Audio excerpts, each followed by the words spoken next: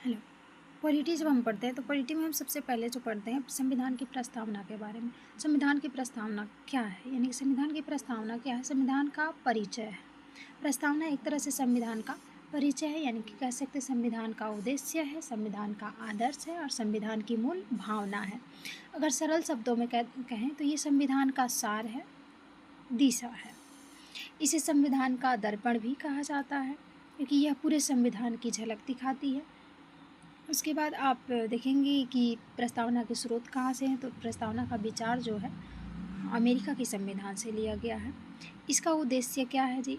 इसका प्रस्ताव कब रखा गया? तो इसका प्रस्ताव रखा गया था 13 दिसंबर 1946 को और प्रस्ताव रखने वाले थे पंडित जवाहरलाल नेहरू। इस प्रस्ताव को स्वीकार कब किया गया? तो 22 जनवरी 1947 को। यही प्रस्ताव आगे चलकर भारतीय संविधान की प्रस्तावना बना।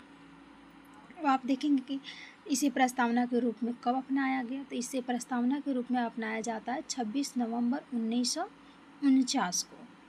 अब इसके आगे देखेंगे तो प्रस्तावना के संविधान का भाग है या नहीं है। तो बेरूबरी केस जो 1960 में हुआ था, इसका कहना था कि प्रस्तावना संविधान का भाग नहीं है और इसमें संशोधन नहीं किया जा सकता। लेकिन आप देखेंगे केशवानंद भारती केस आता है 1973 में और ये कहते हैं कि प्रस्तावना संविधान का भाग है और इसमें संशोधन किया जा सकता है। और यही आप वर्तमान स्थिति में देख भी सकते हैं। प्रस्तावना में एक बार संशोधन भी हो चुका है। प्रस्तावना में एक संशोधन हुआ, 42वां संशोधन अधिनियम 1976, और इसमें 3 शब्द जोड़े गए, समाजवादी, पंथनिरपेक्ष और अखंडता।